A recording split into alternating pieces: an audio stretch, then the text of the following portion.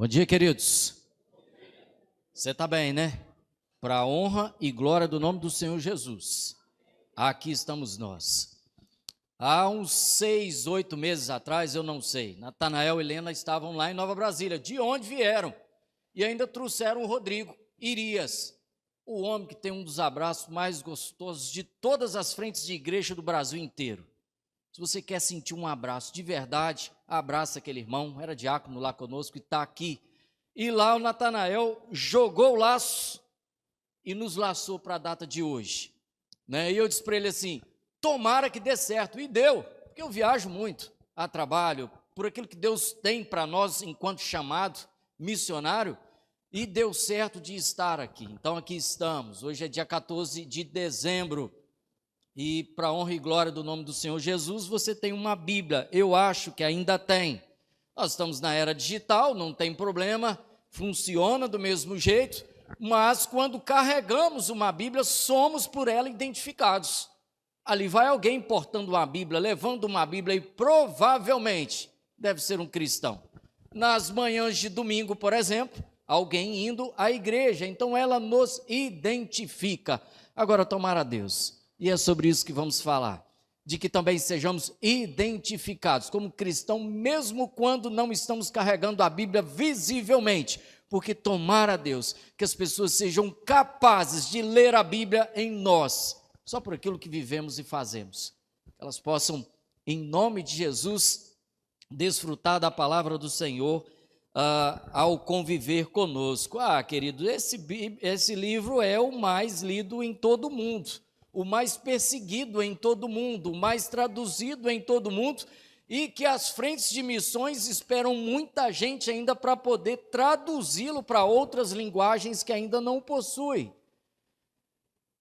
E que desde então o Senhor as nos deu. Em Timóteo, diz, segunda carta de Timóteo, que é o livro inspirado pelo Espírito para nós, que é apta ao ensino, à educação, a salvação e tantos outros textos em que nós podemos desfrutar da palavra do Senhor. Trago um abraço do meu conselho, pastor Everson esteve aqui outro dia, não é verdade?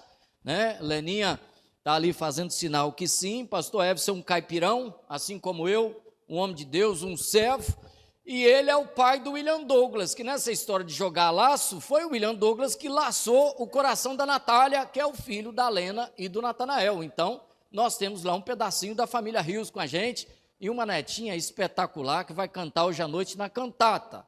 Aqui também teremos cantata hoje à noite, não é isso? Até por isso, estamos na Igreja da Glória, mas em pleno céu do púlpito, E que Deus possa abençoar os irmãos, a cantata e muito mais. Queridos, o tempo ele é curto para falarmos sobre algo que é tão essencial, para que tem tanto assunto a ser tratado, então nós vamos ter que andar um pouco mais. Eu tenho certeza que vocês estão nos ouvindo bem lá atrás, e saudando a todos que de casa, estamos ao vivo, estamos sendo transmitidos, então os que de casa nos acompanham, seja agora, nesse momento, ou que irão assistir em tempo oportuno, para que possamos juntos desfrutar então um pouco mais da palavra de Deus. O desafio foi lançado, aqueles que começaram e não terminaram, olha que coisa boa, Deus ainda não nos recolheu, então nós podemos continuar a leitura bíblica, porque não deu tempo, um ano foi pouco. Será? Bom, mas ainda temos tempo. Então é assim, queridos, aqui estamos nós e ali está a Bíblia, o desenho da Bíblia, esse amuleto que muita gente tem em casa como amuleto, tomara que você não, tomara que eu não, porque quando a lemos e mais ainda deixamos que ela faça diferença em nossas vidas, nós vamos ver que não é meramente um livro, para alguns sim, aqueles que apenas as leem e a consideram, tratam a Bíblia como de fato um livro, e aqueles que ousam a desafiá-los até hoje, desde então, têm chegado ao final dessa leitura, desse então livro, para muitos, para nós a palavra de Deus, como um elemento transformador. Outro dia desse, um arqueólogo gastou 30 anos da sua vida, e ele se declarava como um dos maiores ateus sobre a face da terra, e ele dizia, Paulo errou e muito nas suas viagens missionárias, daquilo que está transcrito, e ele então foi partir para cima da Bíblia para estudar a Bíblia e ver onde é que Paulo tinha cometido os então erros que ele dizia. E depois de 30 anos ele teve que assumir que não há nenhum tipo de erro. 30 anos pesquisando, não há nenhum tipo de erro nas citações paulinas, e que ele tinha que admitir que a Bíblia era a palavra de Deus e que naquele momento também passara a ser a palavra da sua vida, porque ele entendeu a palavra de Deus e se converteu. E histórias como essa nós temos aos montes por aí, para a honra e glória do nome santo do Senhor Jesus. Ali está a palavra de Deus. Alguns têm ela da forma como está proposta na tela, aqui podendo ser visível, dentro de casa, nos comércios, num consultório, em algum tipo de secretaria que você chega. Ela é lida na abertura das sessões de câmaras municipais, de algumas assembleias, por enquanto, que já estão lutando algumas para tirar isso daqui, e muitas vezes ela está presente em muitas, se não quase todas as casas têm uma Bíblia ainda física, apesar dos aparatos digitais, mas funcionam como amuletos que abertos em algum lugar, como se o fato de ter uma Bíblia e mais ainda aberta fosse suficiente para transformar as nossas vidas ou dizer algo a partir de nós.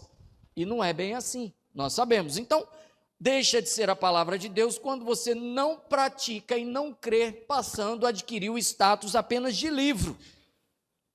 Apenas isso. Quando nós conhecemos a palavra de Deus e a praticamos, nós damos a ela um significado especial. Bom, vamos lá. Hoje é dia 14 de dezembro. Hoje é o dia da Bíblia. Por quê? Hoje é o segundo domingo de dezembro. E caracteristicamente, no Brasil, desde 2001, nós vamos ver isso aqui, é por lei instituído o Dia Nacional da Bíblia.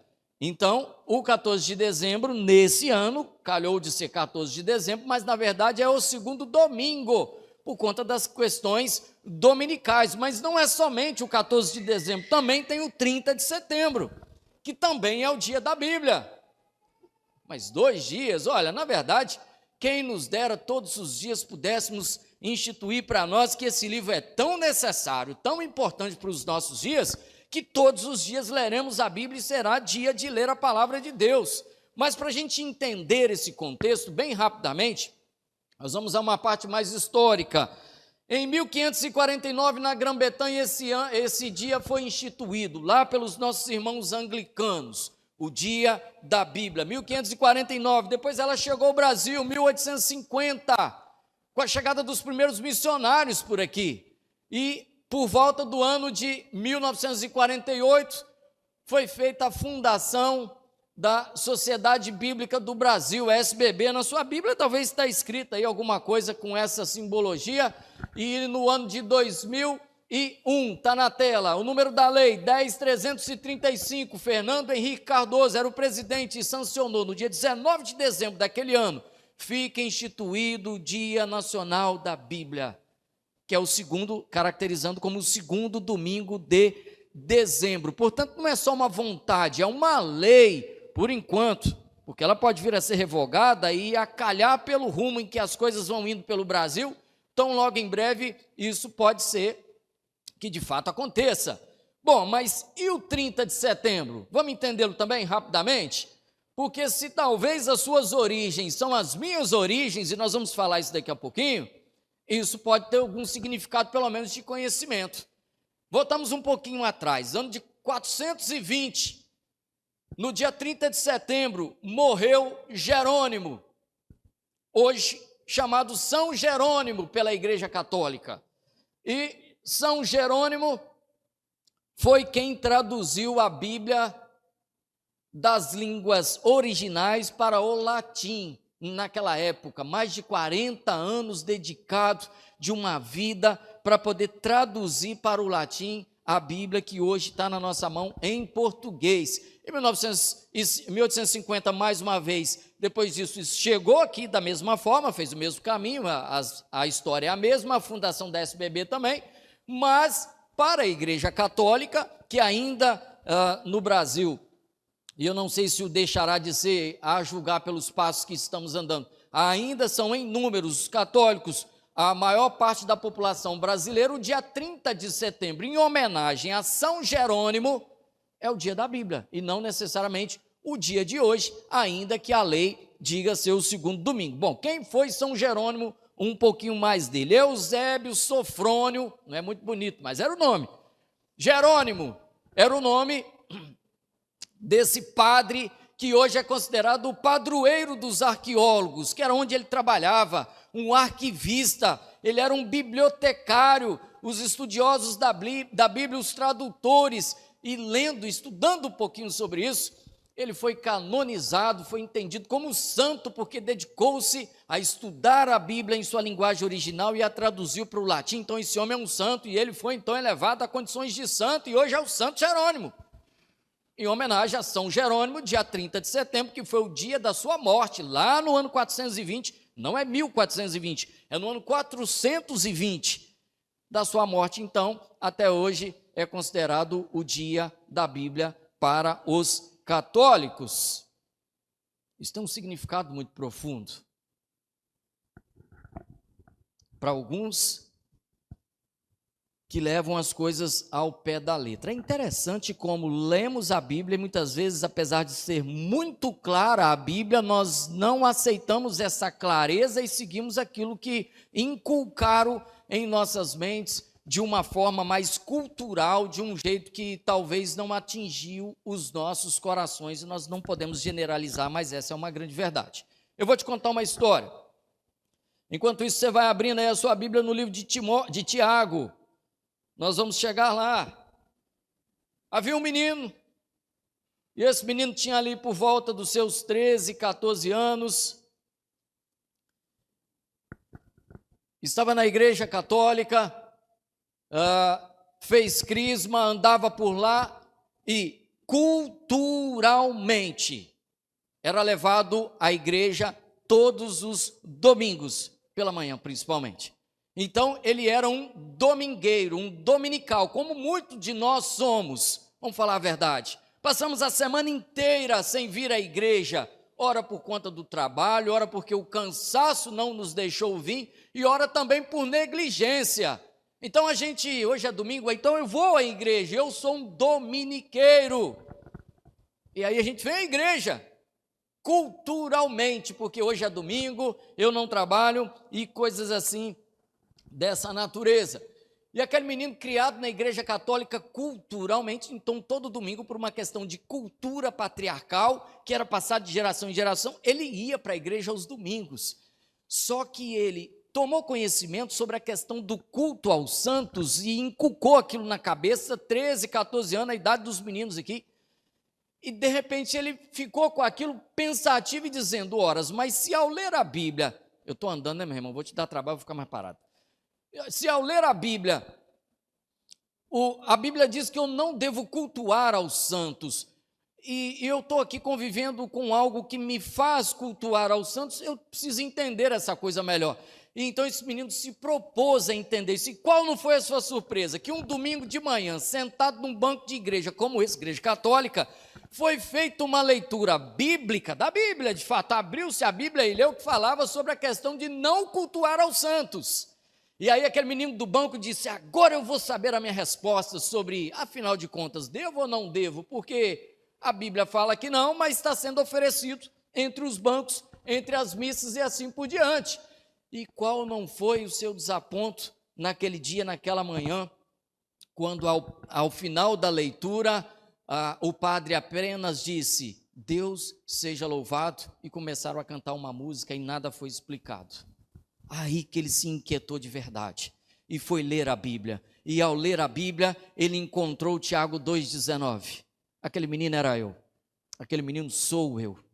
E Tiago, que não é o Tiago que está em Minas Gerais, é o Tiago, irmão de Jesus, que está na Bíblia, o livro, está escrito aí uma coisa que eu quero dizer para você assim, olha meu irmão, está ali as questões de origens católicas. A minha origem é católica, eu também fui domingueiramente criado, culturalmente criado, absorvendo tudo aquilo que de uma forma talvez em que não se viva da maneira como se pede, que é a palavra de Deus, replicar aplicava aquilo que nos foi ensinado enquanto criança, fazendo exatamente aquilo que Salomão pede para que seja feito, mas de uma forma em que não agradava a Deus. Hoje eu reconheço isso. E por que eu estou te dizendo isso? Porque é muito provável que aqui dentro da igreja tenham pessoas que têm resquícios católicos dentro de si, por tudo aquilo que foi ensinado durante, quem sabe, dezenas de anos da sua vida, e ter que abrir mão de toda essa carga cultural, de todo esse ensinamento matriarcal, patriarcal dos mais idosos, e deixar isso de lado. Tem hora que não é tão fácil deixar isso para lá assim,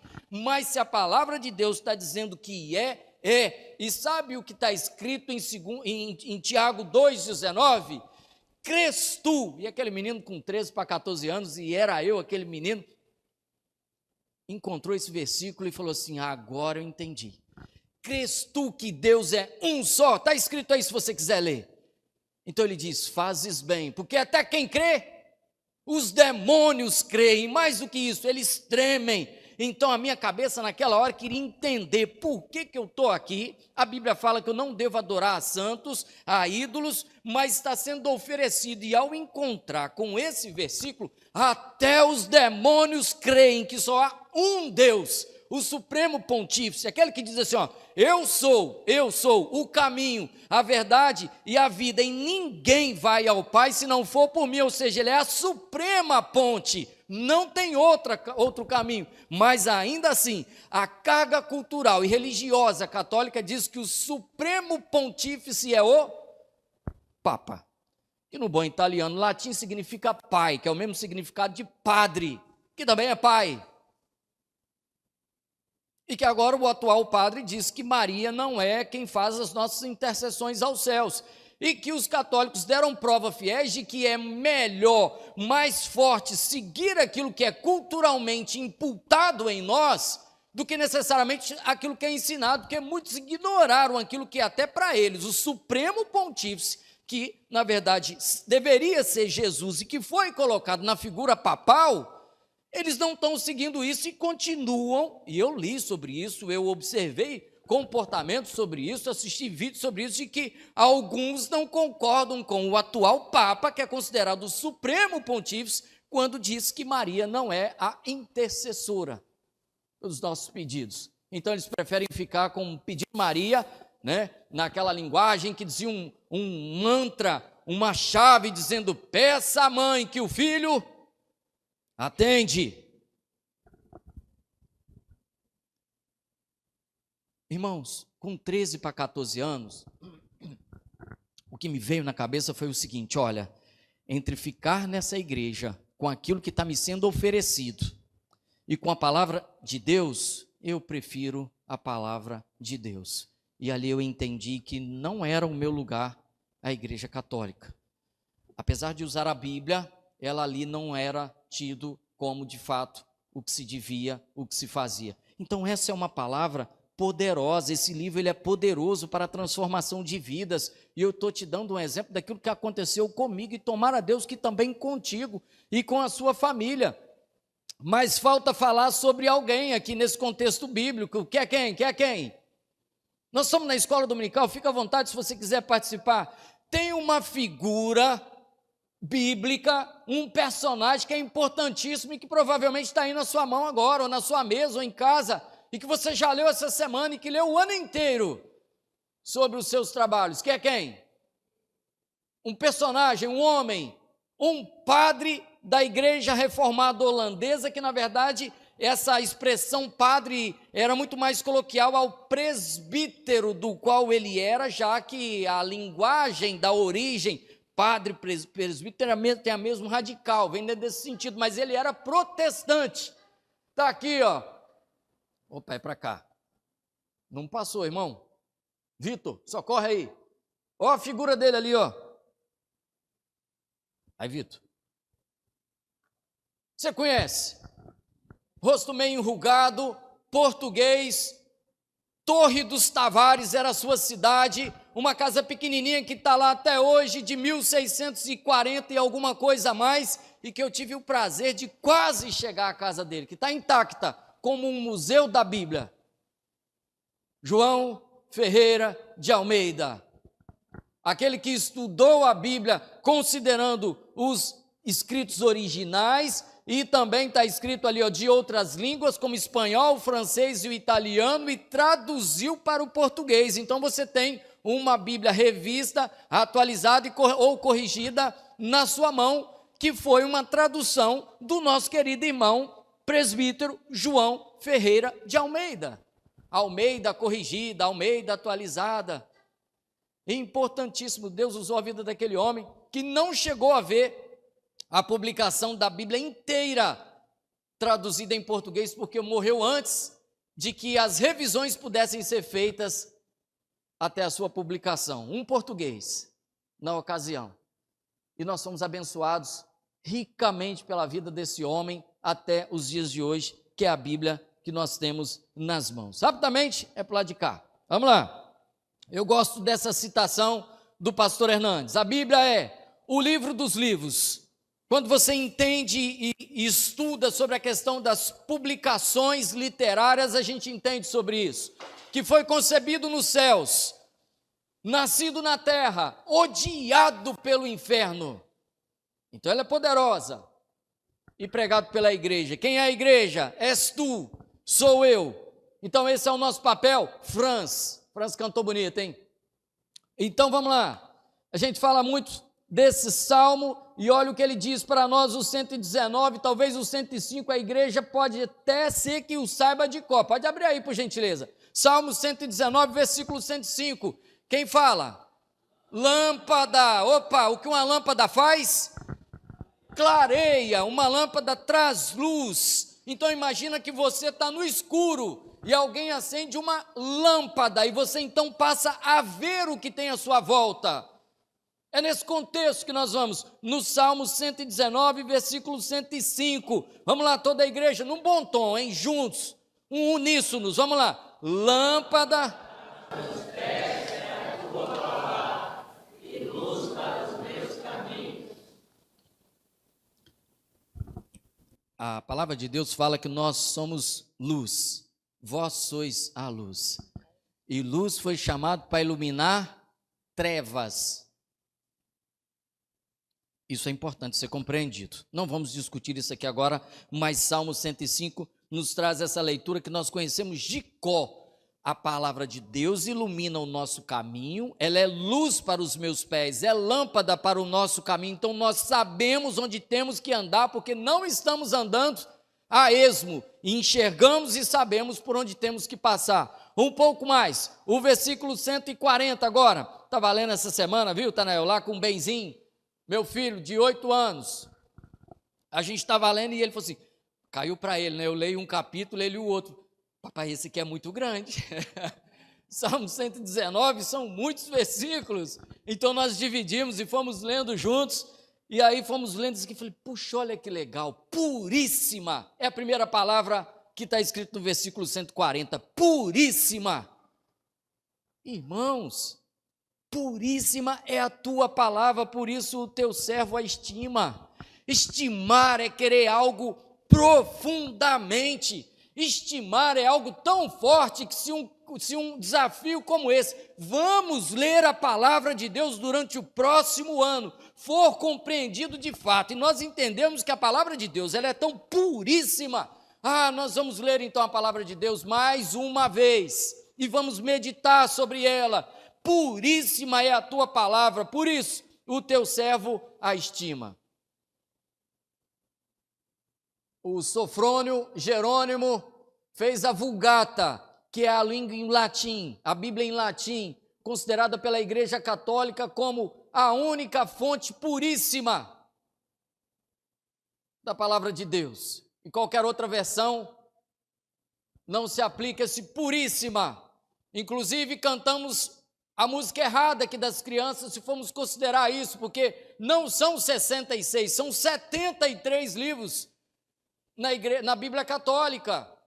E aí, se a gente estudar o contexto em que outros 6 livros foram colocados, e mais ainda o seu conteúdo, nós vamos ver que destoa. Estamos falando de interpretações e nem tão no sentido literal da palavra. E aí a gente perde o contexto desse puríssima é a tua palavra, se entendermos esses outros 6 livros. E tem mais um versículo, 148. Se você a estima, presta atenção nisso. Os meus olhos antecipam as vigílias noturnas. Para quê? Para que eu medite na tua palavra. Perceba que é um querer exacerbado de alguém que vai entender muito bem que nós não devemos nos sentar na roda dos escarnecedores, mas queremos meditar na tua palavra de dia e de noite, Salmos 1, 1 e 2, o tempo todo. Assim é a palavra de Deus, inesgotável fonte de sabedoria. E você não leu a palavra essa semana? Lembra quando diz que é um amuleto em cima das casas, dos móveis? Pois pode ser um amuleto de debaixo do braço. Quando você a pega domingueiramente, põe debaixo dos braços e vem para a igreja. E muitas vezes não se dá o direito nem de abrir lá o banco, porque agora já se projeta ali na frente, então abrir para quê? Eu leio lá. Virou amuleto, virou um contexto, um adorno. Assim como a gente bota um chapéu, um brinco, um cinto bonito para nos enfeitar, estou me enfeitando de cristão com uma Bíblia debaixo do braço, estou indo para a igreja.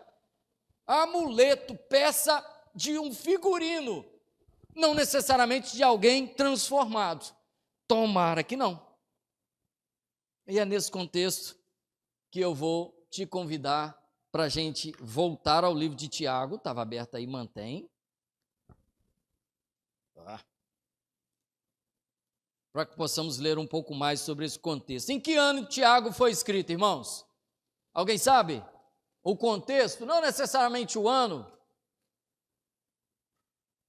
Bom, talvez o versículo 1 de Tiago vai nos falar um pouco mais sobre isso. Quem era Tiago?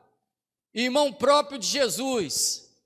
Então, em que ano que isso foi escrito? Ora, se o ano 0 do nascimento de Cristo, 1 à frente, Jesus viveu sobre essa terra por 33 anos e teve um irmão chamado Tiago, que não era convertido ao evangelho, que depois entendeu que o seu irmão veio aqui fazer e que era o Messias, e se converteu, e então escreveu as 12 tribos da dispersão, ou da dispersação, como queira, isso é o versículo 1, Tiago, servo de Deus e do Senhor Jesus Cristo, que escreveu uma carta, a carta de Tiago, a quem alguns chamam de São Tiago, que também foi posto na condição de santo, as 12 tribos, fazendo menção aos 12 discípulos, ou as 12 tribos de fato, escrevendo aos judeus e aos gentios. Ele os saúda. Então nós estamos falando algo em torno do ano 40, provavelmente até o ano 60, ou algo próximo disso. Jesus esteve sobre a terra, chamou 12 homens, foram seus discípulos, que entenda discípulos como aprendizes. Aprendizes. Então os 12 andaram com Jesus por sobre a face da terra durante 3 anos, que foi o ministério de Jesus, e aprenderam tudo sobre aquilo que era necessário. E aí Jesus falou assim: turma, vou lá na casa do meu pai, não deixe o seu coração ficar perturbado, lembra? Não se turbe o vosso coração, credes em Deus, credes também em mim, da casa do meu pai tem muitas moradas, se assim não fosse, eu vos teria dito, vou vos preparar um lugar. E aí quando ele fala isso para os discípulos, os discípulos entram em turbulência, que é a origem dessa palavra, não se turbe. Quem já passou por uma turbulência aérea ou de uma outra coisa, sabe que a coisa é pesada, é difícil, e eles ficam loucos. Mas o fato é que Jesus foi preparar-nos um lugar, e falou mais ainda: eu vou voltar e vou buscar os meus servos. E tomara que, para a honra e glória do nome do Senhor Jesus, estejamos no dia do arrebatamento, na lista do vamos embora para casa, que é os céus. Amém? Que é a glória, que é aqui também, né? No ponto físico. Então, queridos, vejam bem. Jesus subiu aos céus e mandou o Espírito Santo, e a partir daquele momento os discípulos passam a ser conhecidos como apóstolos. Então, os aprendizes, discípulos, agora são os praticantes, apóstolos, aqueles que colocaram em prática tudo que aprenderam, na condição de terem vivido ao lado do Senhor Jesus. E aí Tiago escreve no versículo 2, assim, ó: meus irmãos. Opa, ele está escrevendo para quem? Para crentes. Porque quando a gente chega na igreja, né, há até quem saúda assim, a paz do Senhor, meu irmão. Uai, que coisa boa saudar-nos com a paz do Senhor. Paulo gostava de saudações assim, né? Ele dizia, graça e paz da parte do nosso Senhor Jesus Cristo. Oh meu Deus, imagina, irmãos, a graça e a paz do nosso Senhor Jesus Cristo vindo sobre a tua vida, o quanto iria inundar o teu coração e você, de uma maneira muito feliz, muito alegre, iria viver. Paulo saudava assim a quem ele escrevia, e aqui Tiago está dizendo, meus irmãos, ou seja, ele está escrevendo para você e para mim que somos cristãos, não era para quem não conhecia a palavra de Deus. E aí ele vai dizer uma coisa difícil de compreender, nós vamos rapidamente passar sobre isso daqui para chegar ao versículo 22, tendes por motivo de toda alegria o passados por provações. Espera aí, quem é que fica feliz por estar sendo provado? O mais comum nessa hora é dizer, meu Deus do céu, eu não sei por que isso está acontecendo conosco, comigo. Eu estou com 2 parafusos no pé direito aqui, até incomoda ainda há 63, 64 dias, o Senhor me tirou de um acidente intacto, praticamente, porque não foi legal aquilo. E aí compramos um novo carro, seguro, aconteceu tudinho, fui com a família fazer um trabalho em Minas, quando voltando aqui em Guarapari, eis que um cão surgiu das cinzas, escuro à noite, na frente do carro, e meu filho atrás, e aquilo deu-nos um medo muito grande, que foi imediato, foi uma topada de esquina, não teve como fazer nada, e ele chorava e gritava, por que isso está acontecendo com nós, papai? E eu dizia, calma filho, Deus está presente até no caos. E você só vai entender isso depois, porque se nós oramos para que Deus faça a vontade dele, nós precisamos entender que o caminho dele é aquele que ele vai estabelecer sobre as nossas vidas, ainda que passaremos por dias difíceis. E é isso que Tiago está falando por eles, ó. Tendes por motivo de alegria, é como se ele estivesse falando na minha linguagem aqui, gente, fica feliz porque vocês estão passando por provações. Mas ele explica, sabendo que a provação da vossa fé, a sua fé, sendo provada, uma vez confirmada, produz perseverança, versículo 12, bem-aventurado, que não há um outro significado, seria a mesma coisa que dizer, feliz seja, bem-aventurado seja, versículo 12, o homem que suporta, e não é de qualquer jeito, é com perseverança, a provação. Por quê? Porque depois de ter sido aprovado, não pode desistir no meio do caminho, o que vai acontecer com ele? Receberá a coroa da vida, a qual o Senhor prometeu aos que o amam. Está explicado. Se eu acabei de dizer que Cristo foi aos céus preparar um lugar para vir não nos buscar, porque nossa casa é lá, então as provações são transitórias a esse mundo, é isso que Tiago estava querendo dizer, e quando nós passamos pelas provações, com fé, perseverante e rompendo, chegando, dando graça, exemplo e testemunho, então o final do versículo 12 é para você e é para mim, que o Senhor prometeu aos que o amam a coroa da vida. Aí ele vai dizer o seguinte, não é fácil não, meu irmão, passar por provação. Se você ler Atos capítulo 12, logo que Jesus então deixa os céus, que o Espírito Santo vem, desce sobre todos, e aí nós lemos aqui, o irmão diácono leu, o povo tinha tudo em comum, e aquela coisa foi tomando conotação, e você vê 5.000 batizados, 3.000 batizados, e a palavra ia crescendo, aquilo incomodou e muito, e aí começam as perseguições. Por exemplo, Herodes fala no início do capítulo 12, que achou graça em perseguir os cristãos, e já pegou Tiago morro abaixo, e Pedro, estou confundindo os discípulos, perdão, os diáconos, e aí começa uma perseguição que não só foi esses 2 apóstolos, como a todos aqueles que estavam pregando o evangelho. E o que aconteceu com muitos deles? Eles tiveram que deixar as suas casas, tiveram que sair, porque estavam passando, Atos 12 diz, ao fio da espada. Herodes estava passando o cerol nitidamente, como nós costumamos falar por aqui com os cristãos. E Paulo ali, no meio daquele contexto. Muita gente teve que deixar aquilo que tinha. Você vai entender isso daqui da seguinte forma. Querido, você tem tua casa, você tem tuas coisas e agora você está sendo perseguido. Então você vai ter que deixar tudo que você tem e fugir daqui para algum lugar. Há algum tempo atrás, acho que Natanael estava com a gente, a igreja saiu uma comitiva de missão para Una, na Bahia. Havia ali um sítio que era uma área de aluguel, que estava parado já há muito tempo, e aquela guerra do Paquistão estourou, e alguns cristãos e outros não cristãos estavam fugindo, porque o Talibã, acho que era o Talibã, não me lembro agora, Al-Qaeda, não me lembro, perdão, estava perseguindo eles e matando muitos. Você lembra daquela cena de pessoas no aeroporto correndo atrás do avião, tentando de qualquer forma se segurar no trem de pouso? Alguns até inclusive subiam um pouco e chegavam a cair, porque o avião decolava, era aquele ano ali. Então nós fomos lá para a Una para poder recuperar aquela área, porque aqueles que tinham tudo, profissão, vida, escola, carreira, casa, sucesso, todos os bens, deixaram tudo e fugiram. Era mais ou menos isso que estava aqui acontecendo, para a gente entender esse contexto. Então, como é que fica a sua cabeça depois de perder tudo que você tem e ter que sair fugido para algum lugar? Não tem um lugar para dormir, não tem algo para comer, não tem uma vida digna, aí você para e pensa assim, meu Deus, a semana passada eu estava no conforto da minha casa, com ar-condicionado, geladeira cheia, televisão ligada, tinha até uma Bíblia que eu pouco lia e agora eu não tenho nada. Não é fácil você admitir esse tipo de situação, aí você vai entender o que era a perseguição do momento.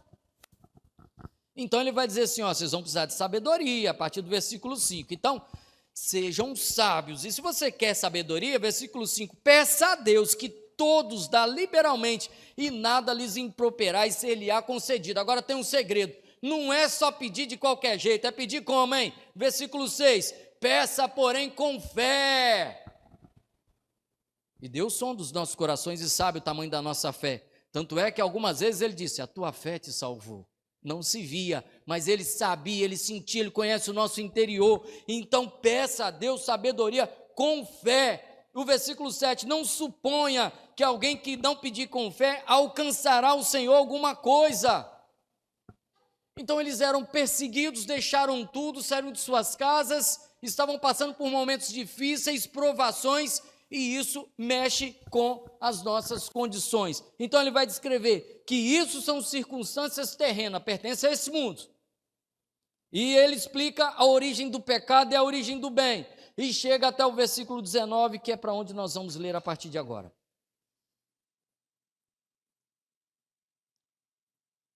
Versículo 19 de Tiago 1. Diz aí na tua Bíblia e também na minha, sabeis estas coisas. Aí ele usa uma outra expressão que mais uma vez mostra que ele escreveu para crentes. Qual é a expressão? Meus. Não é assim que a gente também se dirige? Meu amado irmão Vitor, minha amada. É comum aos cristãos esse tipo de saudação, de direcionamento. Essas coisas, sabeis essas coisas, meus amados irmãos, todo homem, pois, esteja pronto para ouvir. É fácil ouvir? Não. É muito mais fácil o quê? Falar. Até por isso muitas vezes agimos como mal educados quando alguém está falando alguma coisa com a gente, principalmente se vem contra nós. Eu nem espero você terminar de falar e já começo a falar em cima do que você está falando, e alguém às vezes até fala, espera aí, quem está falando sou eu. Não, mas eu também quero falar, e ali começa uma dissensão. É difícil ouvir, você ficar quieto, até mesmo nos tribunais, muitas vezes alguns advogados, algumas pessoas tomam a frente e o juiz é obrigado a dizer, calma aí rapaz, não é sua vez de falar não. Aconteceu essa semana aí, a gente viu de novo.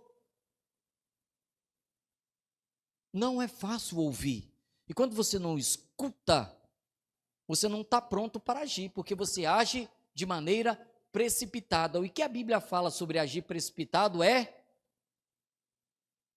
um grande erro. Peca, diz a palavra do Senhor, e peca quem age de maneira precipitada. Então veja bem, estejais prontos para ouvir. O que está dizendo aqui, igreja, é o seguinte, irmãos, calma.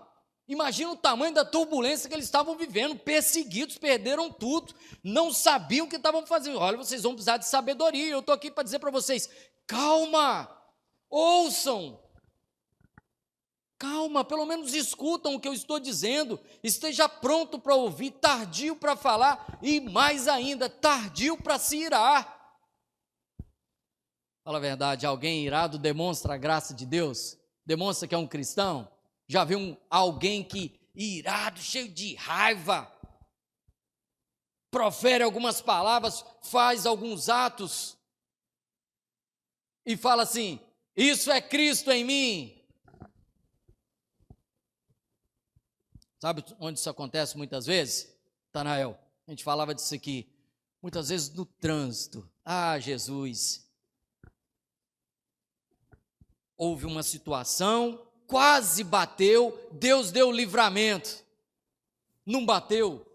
Aí, ao invés de você falar assim, misericórdia, Pai, obrigado, porque o Senhor nos livrou de um acidente, de um atropelamento, de uma batida, o que você diz é, miserável, e começa a dizer palavras sujas, pesadas sobre a vida de quem? Contra você, contra o seu carro, contra a sua família. Acabou promovendo um atentado, mesmo que de uma maneira não intencional. Então, ao invés de dar graças a Deus, nós iramos o nosso coração. É interessante você ler e saber por que quando estamos dirigindo, nos iramos facilmente. A psicologia explica isso, tá? É legal saber sobre isso. E muitas vezes, então, ali nós demonstramos o quanto a nossa ira não produz a glória de Deus, a graça de Deus, não revela o cristão que está dentro de nós. E Tiago aqui está dizendo isso, calma gente, para de se irar, escuta um pouco mais, demore para falar, demore para se irar, sejais tardios.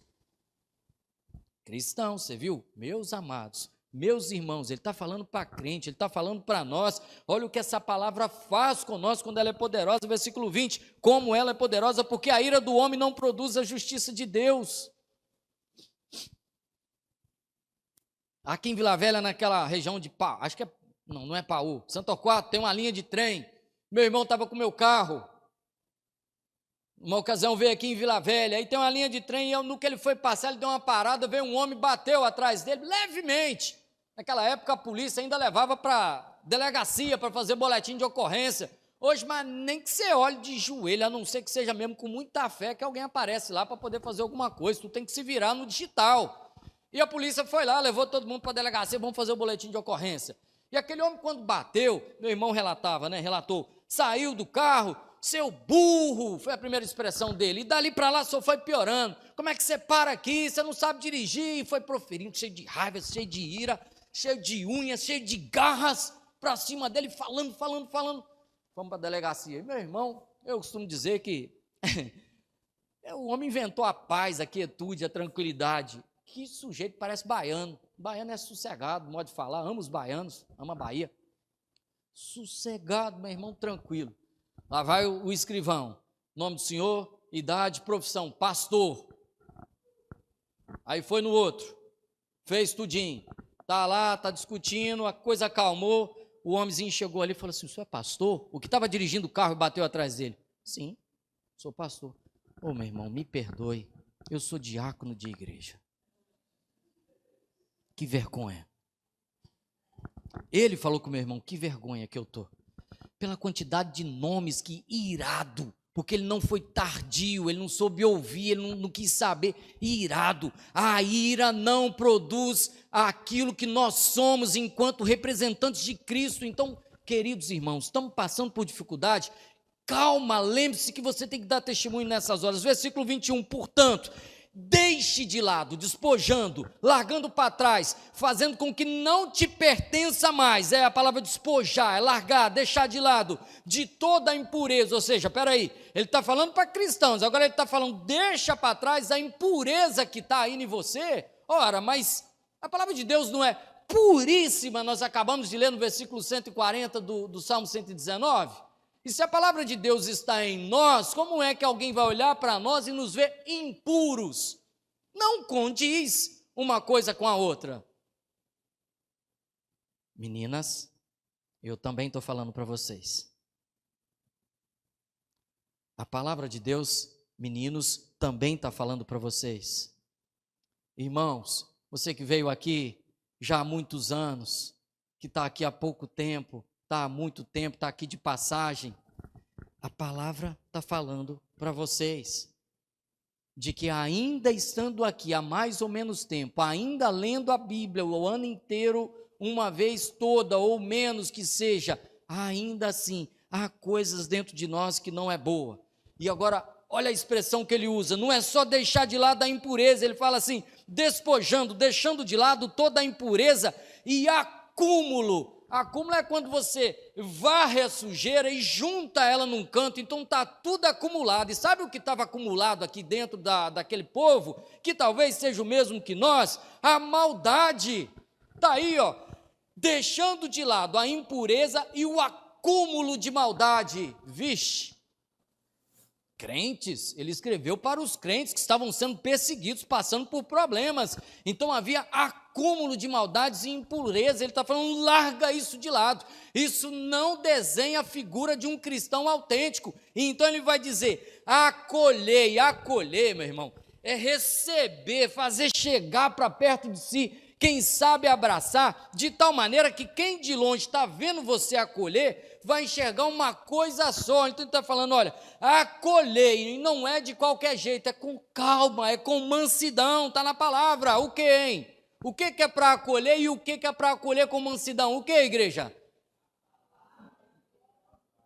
A palavra. O que é a palavra? É a Bíblia em nós implantada. Então veja bem, se nós lemos ou não a Bíblia inteira, vamos ser bem sinceros e críticos aqui agora. Aí dentro de você, você sabe disso. Se nós colocássemos em prática somente aquilo que já sabemos sobre a Bíblia, porque não sabemos ela toda, mas toda a carga que nós já sabemos sobre a Bíblia, se colocássemos em prática só o que nós já sabemos,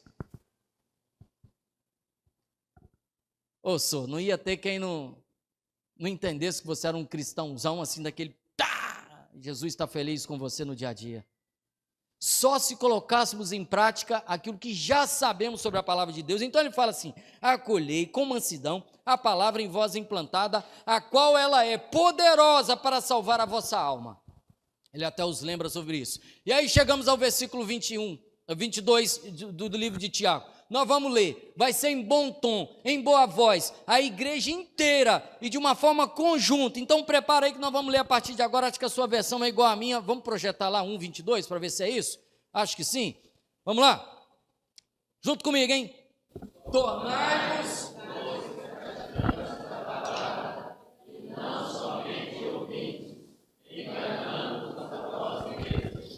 Eu vou ser ousado e pedir para a gente fazer isso novamente. Aumenta o tom da tua voz, se você puder, como quem dizendo ao teu coração, não necessariamente para falar alto, mas como quem colocando isso ao teu coração. Tornai-vos, pois, e não somente ouvintes, enganando-vos a vós mesmos. Mateus. Deve ter algum Mateus aí, não estou lhe chamando Mateus, é o livro de Mateus. Vamos lá. Perdão. Nosso tempo corre. Um dos maiores ensinamentos de todos os tempos. Se aquilo foi um seminário, se aquilo foi um simpósio, capítulo 5, nos dias de hoje, uma conferência, perceba bem. Cristo estava num lugar, Jesus, e tinha uma multidão que queria ouvi-lo.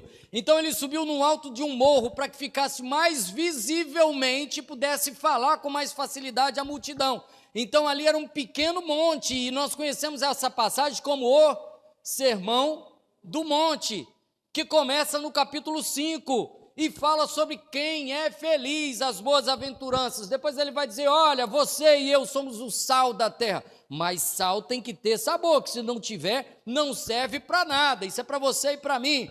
Tu és a luz do mundo, e luz tem que iluminar trevas. Então perceba bem onde Deus está te colocando para que você possa iluminar. No seu trabalho, na sua escola, na sua igreja, na sua família, na sua rua, andando ao desconhecido, dentro de um ônibus, dirigindo um carro. Seja a luz. E aí ele vai dizer que Jesus não veio para revogar a lei, mas veio para cumpri-la. Completa o que foi dito aos antigos no que diz respeito ao homicídio, ao adultério, ao juramento, à vingança e também do amor ao próximo. E vai dizer que devemos guardar de exercer a justiça, porque a prática da justiça cabe tão somente a Deus. Então ele vai falar como é que se deve orar e nos ensina. Pai nosso que estás no céu, a oração dominical, capítulo 6, já estamos lá. E então ele nos ensina como jejuar, lá do alto do monte. Jesus ensinando isso tudo a uma grande multidão. E vai dizer mais: não acumuleis tesouros aqui na terra, mas acumuleis no céu, o tesouro do céu. Novamente volta a falar sobre luz e trevas, e diz aos dois senhores, que como um cachorro de dois donos passa fome, se você também tem dois senhores, você desagrada um e agrada o outro, isso não é possível, ele vai dizer. Então ele vai falar sobre: não andeis ansiosos quanto ao dia de hoje, a ansiosa solicitude pela vida, de que o juízo temerário é proibido, e de que não devemos dar o que é santo aos cães. Nos incita a orar, fala que devemos que passar pelo caminho estreito, cuidado com o caminho largo, as duas estradas. Chega ao falso profetismo, que já lemos aqui hoje de manhã, e eles estão por aí, são muitos. Inclusive eu disse aqui a história de um menino de 13, 14 anos, que leu a Bíblia e conheceu a verdade, e quem conhece a verdade não se engana, e chega até os dois fundamentos, o texto básico de quem é formado em geografia e ciências do solo, e quem é pedreiro, engenheiro e muito mais. Eu vou ler: tornai-vos, pois, praticantes, nós lemos lá atrás, e não somente ouvintes. Aí Jesus diz assim, depois de todos aqueles ensinamentos, lá no final, o final do Sermão do Monte, versículo 28, quando Jesus acabou de proferir essas palavras, estavam as multidões, olha como, maravilhadas da sua doutrina. É isso que lemos aqui, é isso que ele ensinou, está tudo escrito aqui, porque ele as ensinava como quem tem autoridade, não como os escribas. E dentre tantas coisas, o que ele ensinou, versículo 24, todo aquele, pois, que ouve essas minhas palavras e as pratica, será comparado a um homem prudente que edificou a sua casa sobre a rocha. Por quê? Porque caiu a chuva, transbordaram os rios, sopraram os ventos e deram com força, com ímpeto, contra aquela casa que não caiu, porque foi edificada sobre a rocha. Agora presta atenção no versículo 26. E todo aquele que ouve estas minhas palavras, ele acabou de proferir um grande sermão, que nós conhecemos como Sermão do Monte. Então ele está dizendo, todos aqueles que ouvem essa minha palavra e faz o quê? E não as pratica. Quantas vezes viemos a esse templo, em outros templos, na casa de irmãos, ouvimos no rádio, na televisão, na internet, a palavra de Deus e não as praticamos. É disso que Jesus estava falando. Ora, o que adianta vir aqui ouvir e nada mudar em mim? O que adianta o Brasil ter quase 40% de evangélico e ser esse desastre social que é, porque não fazemos a nossa diferença, porque temos Cristo como um amuleto, como um bichinho de estimação que me faz ir à igreja, e inclusive eu estou aqui de uma maneira que, desculpe eu falar isso com você, uma falsa fé que me faz vir à igreja, mas não é capaz de mudar o meu coração. Ué, eu preciso entender que palavra poderosa é essa para mudar a vida, que não mudou a minha, apesar de eu saber muito sobre ela. Estávamos nas beiradas do Rio Doce, uma das primeiras viagens que eu fiz na época com o Ministério Criativo. Talvez alguém já ouviu falar, algum tempo atrás, quantas coisas Deus fez no meio daquela turma. Era uma igreja do norte do Espírito Santo, lá estávamos. Trabalhamos 4 dias com eles, era um período de muito calor, e quem conhece a beira do Rio Doce sabe que quando faz calor, derrete. E fomos, trabalhando, no último momento, no domingo de manhã, como fosse aqui agora, a dinâmica daquilo que estávamos fazendo, levavam as pessoas a falar sobre o que elas viveram e se queriam entregar a vida a Cristo ou dizer alguma coisa. E qual não foi a surpresa? Quando um irmão se levantou, foi à frente daquele espaço, e ele era diácono de igreja, e pediu perdão ao seu irmão, que durante 8 anos não se falavam por causa de uma briga de família. Quem era o seu irmão? Um presbítero de igreja, presbiteriana, que durante 8 anos conviviam, entregavam a ceia, ceiavam, faziam reuniões, cultos e muito mais, ouviam tudo o que tinham para ouvir, mas durante 8 anos, E a palavra de Deus fala sobre perdão. Não foram capazes de perdoar aquilo que estavam vivendo. Aí você entendeu o que é impureza e acúmulo de maldade que Tiago descreveu ali no capítulo 1? Ora, irmãos, que Deus é esse que você serve, que você canta, que você prega, que você fala, que não é capaz de mudar a sua vida? Era para nós sermos um perfume suave ao Senhor, e nem sempre o somos, e passamos de bom cristão. Tem coisa aí dentro do seu coração que você precisa fazer. Você já ouviu sobre isso e o que você deve fazer, e você não faz. E aqui Cristo está dizendo o seguinte: você que ouviu e não fez o que deveria, é comparado, final do versículo 26, a um homem insensato que edificou a sua casa sobre a areia, e caiu a chuva, e transbordaram os rios, e sopraram os ventos, e deram com força, com ímpeto, contra aquela casa, e ela desabou, porque você ouviu, você é a casa, você ouviu e não as praticou, sendo grande a sua ruína. Uai, o que é que não está claro aqui? Na Bíblia Reina Valera, em espanhol, é bem legal. Atos, por exemplo, é chamado de feitos. Quais foram os feitos dos apóstolos? Ou seja, o que eles fizeram? E o que você fez? E nesse versículo, Tiago 1:22, sejais, pois, praticantes da palavra.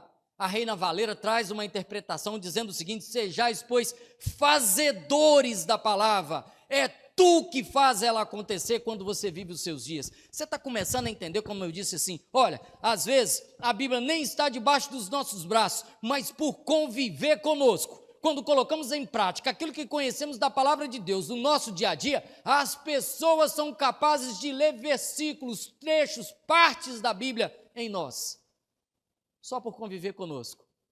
Então elas vão dizer assim: você é diferente. Por que você é assim? E aí é a oportunidade de falarmos, porque o caráter de Cristo implantado em mim, porque a palavra de Deus implantada em vós, Tiago 1, que nós acabamos de ler, é que nos faz ser mesmo assim. Irmãos, o que é que você ainda precisa saber que você não sabe que tem que transformar a sua vida? Às vezes não é fácil você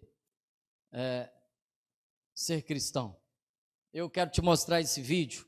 Nós estamos na escola dominical, então perguntei ao nosso litúrgico se poderia fazer uso da didática, e ele disse que sim. Ano de 2019, Dallas, uma policial errou o botão do elevador e parou um andar antes, que tinha o mesmo número da porta, no mesmo lugar do seu apartamento. A porta estava aberta, ela botou a mão e abriu, e deu de cara com um jovem de 28 para 29 anos, achando que ela estava no seu apartamento, e dá de cara com aquele jovem, ela uma mulher branca, ele um homem negro, que nos Estados Unidos isso tem um significado muito grande por conta das questões voltadas ao racismo. Ela saca da sua arma e o mata dentro da sua própria casa. E no dia, nos Estados Unidos é comum, às vezes, alguns canais transmitir algumas audiências que ocorre com as condenações e coisas dessa forma, e essa foi uma delas que foi transmitida, e essas imagens rodaram o mundo inteiro. Agora veja bem o que é colocar em prática, e veja bem se você seria capaz de fazer alguma coisa dessa natureza, e você vai ver, num devido momento, que até a juíza, a senhora Kemp, chora com o que um cristão deu-nos de exemplo de verdade. Tem áudio aí, Vitinho? Por gentileza. If you truly are sorry, I know I can speak for myself. I forgive you, and I know if you go to God and ask Him, Nos Estados He Unidos é will forgive comum you. I'm speaking for deixar myself, algumas not even pessoas that for my falarem family. durante o julgamento. E But I esse era o love you irmão do just like rapaz anyone morto. else. I'm not gonna say I hope you rot and die just like my brother did, but I personally want the best for you. Eu quero o melhor para você. Ele And dizia para a I policial. wasn't gonna Não ia ever dizer say isso this na in frente front da of minha família ou de my alguém, family or mas anyone, but I don't even want you eu to nem go quero to jail. que vá para a cadeia. Ele disse para a policial. I want the best Eu quero o melhor para for você. you. because Porque I eu know sei que that's exactly what both of them would want you to do.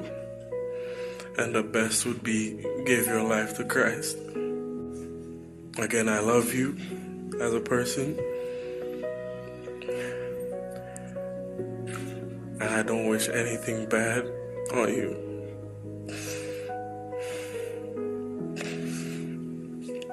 I don't know if this is possible, but can I give her a hug, please? Please? Yes.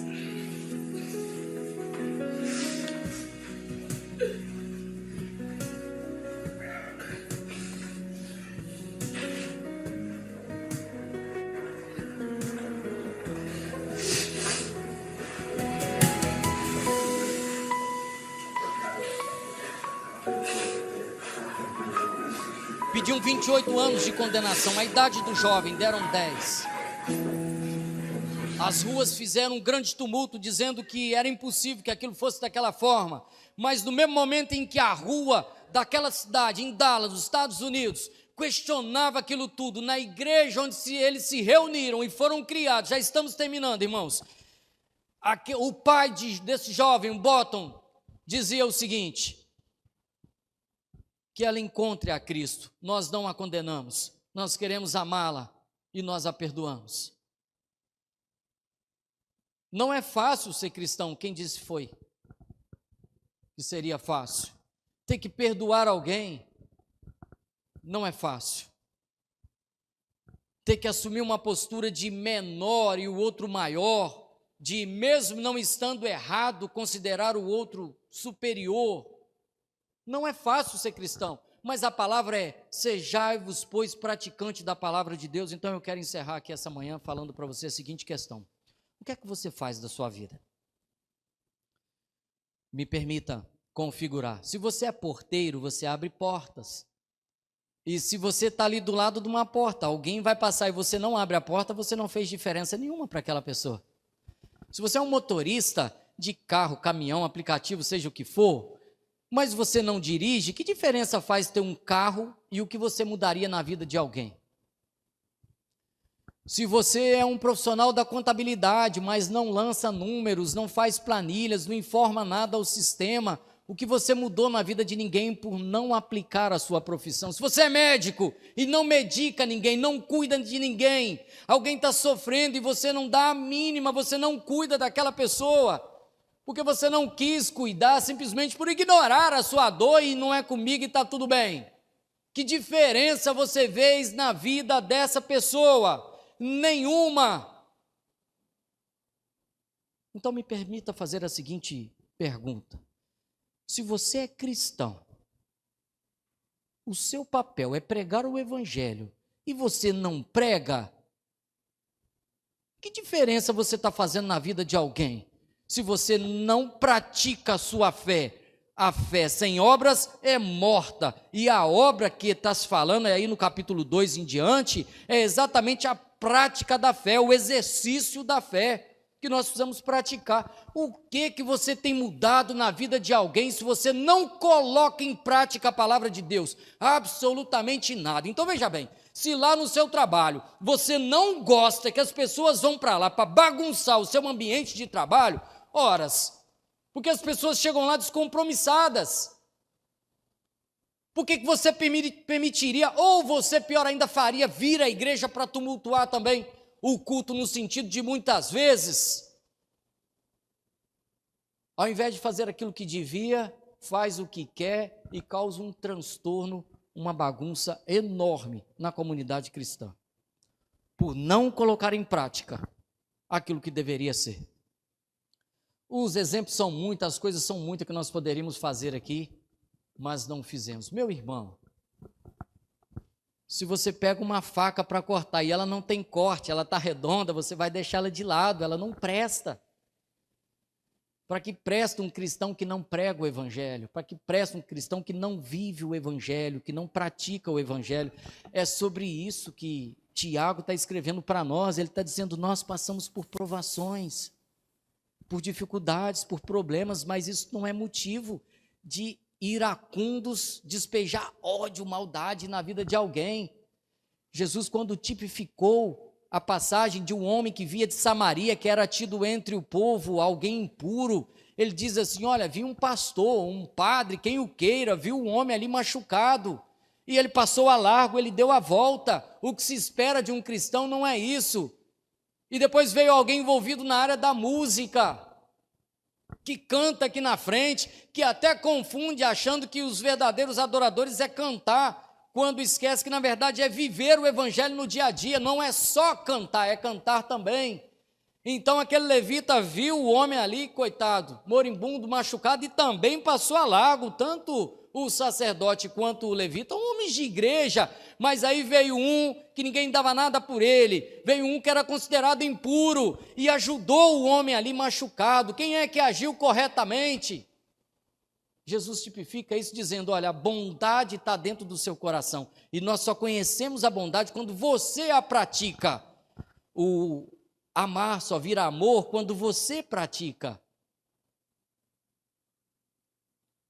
Então não queira colher resultados se você não prega a palavra de Deus. Tiago. E Tiago fala isso para nós. A quem você menos imagina pode vir a ser um grande servo, só depende de você. Se você já foi no sertão, e te contando isso em 1 minuto eu encerro, nós vamos orar. Se você já foi no sertão, na AMES, no Projeto AMES e muito mais, aqui na região de Brotas de Macaúba, você deve ter conhecido o Jefinho, pastor Jefferson, da cidade de Brotas de Macaúba, que acho que agora em novembro começou de fato o processo de emancipação da primeira igreja do sertão presbiteriana. Tivemos lá o ano passado, fazendo o primeiro acampamento de jovens presbiterianos do sertão, no meio da Caatinga, com 84 jovens aproximadamente. Mas há cerca de uns 7, 8 anos atrás, nós fomos mais uma vez com o Ministério Criativo em Guarapari fazer um acampamento, e lá estava o Jefinho.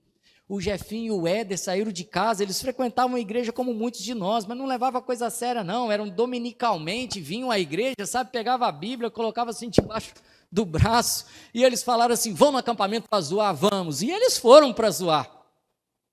Mas a palavra de Deus, quando é pregada com seriedade, pela sua vida, lá no seu ambiente de trabalho, transforma quem está com você, o seu vizinho, o seu familiar, seja quem for, a ponto de grandes coisas Deus fazer através da sua vida, cumprindo-se na vida de outras pessoas. E o Jefinho e o Éder, que foram naquele acampamento, como talvez, quem sabe, muitos de vocês já o fizeram, para zoar, foi o que eles falaram lá na frente para todos nós, sentiram algo vindo da parte de Deus, e aqueles dois zoadores que um dia foram para o acampamento para se divertir e ali em definitivo entenderam o chamado de Deus, hoje estão no sertão nordestino à frente de igrejas, porque alguém pregou o evangelho com seriedade. E o que você está esperando para pregar o evangelho com seriedade?